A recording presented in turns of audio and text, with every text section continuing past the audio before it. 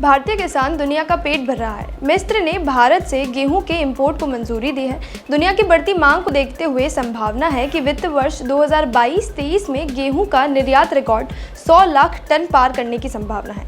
15 अप्रैल 2022 को केंद्रीय मंत्री पीयूष गोयल ने एक ट्वीट के जरिए ये बात कही थी, लेकिन 4 महीने बाद हालात ऐसे हो गए कि देश में ही गेहूं की कमी होने लगी है। नतीजा, भारत सरकार ने गेहूं के अलावा आटा, मैदा और सूजी तक के एक्सपोर्ट्स पर बैन लगा दिया।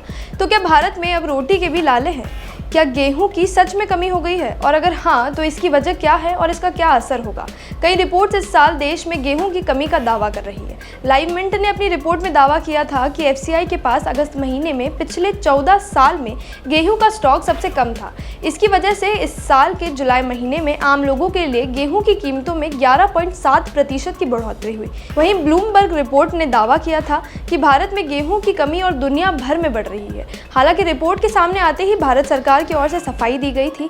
सरकार ने कहा था कि विदेश से गेहूं खरीदने का कोई प्लान नहीं है और देश में गेहूं का पर्याप्त स्टॉक है। भले ही भारत सरकार गेहूं की कमी को नकार रही हो, लेकिन 4 वजहों से पता चलता है कि देश में गेहूं की कमी होने वाली है। एक एक कर इन सभी वजहों को जानते हैं।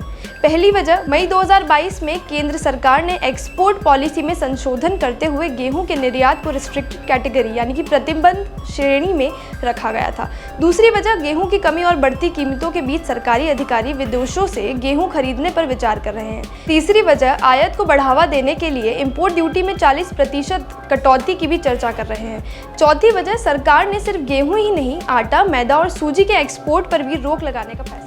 आखिर देश में गेहूं की कमी क्यों हो रही है? ज़्यादा एक्सपोर्ट्स के अलावा एक और वजह है गेहूं की कम पैदावार। इसका सबसे बड़ा रीज़न है मौसम।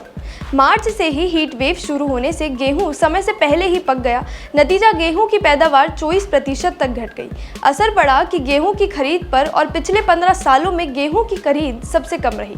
अब सवाल उठता है कि क्या गेहूं की कमी से इसकी खरीद पर भी असर पड़ेगा?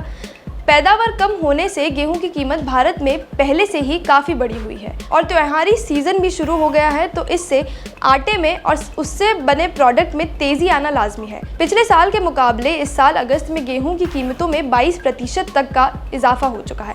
आटे की कीमत 17% तक बढ़कर 35.17 रुपये प्रति किलोग्राम हो गई है।